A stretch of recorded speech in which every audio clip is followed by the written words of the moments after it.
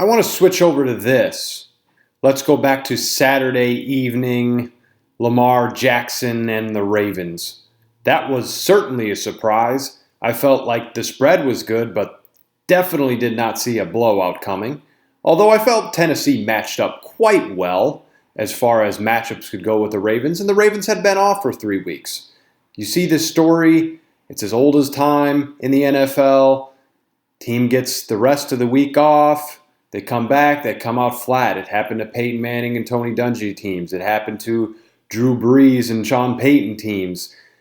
It's just tough to stay sharp when you've rested that long, and perhaps the league will shift and change and adapt to that. But Saturday night was not an indictment on Lamar Jackson. Many who predicted Lamar Jackson would fail, including myself, in the very beginning after watching his first season.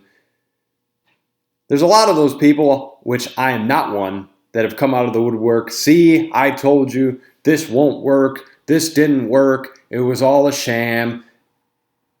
Let's stop it. Saturday night was not an indictment of Lamar Jackson. He didn't have a great game on the quarterback rating, but 365 yards passing and 143 yards rushing. From last season in his first postseason game where he had 6 yards passing through 3 quarters. This is a significant improvement, folks.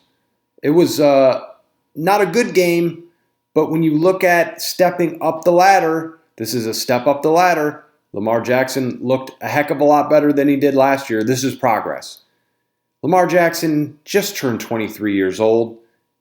And I have news for you people. Great players lose games. They do. Highly successful people in life take L's. It happens. How many guys have won a Super Bowl at age 23?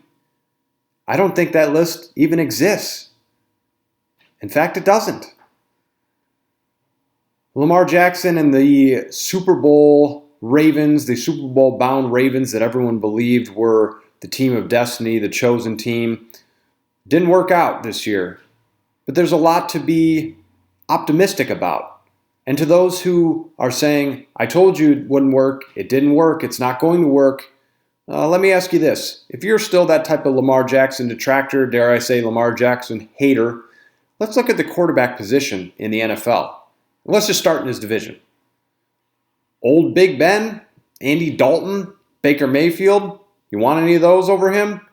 Let's go beyond that and look at the rest of the AFC. How about Ryan Fitzpatrick or Josh Allen, Jacoby Brissett, Old Man Rivers, Old Man Phillip Rivers, Derek Carr, Gardner Minshew? You taking any of those guys over Lamar Jackson at age 23 with the work ethic that we've seen that he has?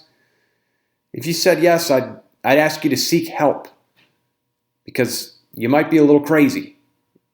Look, there are guys that are better in the league. Mahomes, I might even argue Kyler Murray is a better prospect long term. You got guys coming into the league, Tua and Joe Burrow, who we just talked about. You could maybe argue that they're better. I don't think those arguments would be crazy to say that they're more pure passers.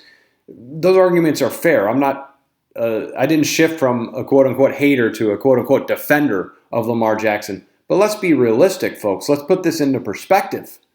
Lamar Jackson had a phenomenal season. He exceeded expectations. He's a very young player, and he shares a lot in common with what I just talked about in our last segment with Joe Burrow. He's a guy who's had to overcome a little bit less. He fell in the draft, but that's something to overcome. People said he should be a wide receiver. A lot of hate there. Had to overcome that. A lot of doubters, including myself, very early on, didn't think it was going to work out. People worried about him getting injured, including myself. I was on that one as well. Well, he's fine. He hasn't gotten injured yet. You can't plan for everything. And when I'm trying to put a plan together, I see Lamar Jackson definitely being a great part of that plan for many franchises, and tons of teams would like to trade for him. The issue that I see and the issue that they have to overcome is that this is a one-trick offense. It is built to play with a lead, and if they get hit in the mouth, they got hit in the mouth twice this year. and they lost both of those games. They lost to Cleveland and they lost to Kansas City. They fell behind and they couldn't come back. And this was the same thing. They couldn't come back. And let's not forget, the real story here of this game is the Titans, the Tennessee Titans. We don't see them on national television. We don't see them talked about very often. We don't talk about them very often. They're just not much of a storyline, and they haven't been for a long time. They've been a struggling franchise that hasn't achieved much. They've been to the playoffs. They're usually a one and done. They've had problems at quarterback. They've had problems all over the board, but they've finally put everything together.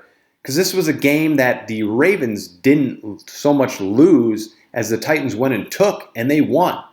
Derrick Henry, it looks like he was built in a lab. Ryan Tannehill is the story of the year in the NFL as far as how well he's played at quarterback, but the coach, Mike Vrabel, having the gall, the courage to bench the number 2 overall pick to play a backup. Incredible story, incredible courage, like I said, with Mike Vrabel there. I hope some Chicago Bears brass are listening into the podcast. I'm joking a little bit, but it really is a remarkable story, the Titans. They figured out how to stop this defense or how to stop this offense. And they said, look, you're not going to be able to run the football. What they did is they stacked the box.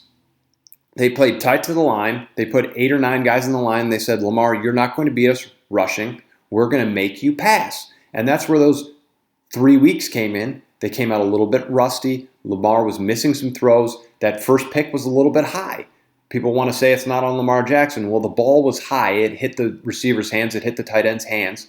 It went beyond the receiver, but that ball was high. It was a quarterback that was a little bit out of rhythm on that day. He was a little bit just off. He was not himself. Quarterback rating of about 50. It wasn't pretty that way, but it was a lot better than the last time around. I think that they might have put something on tape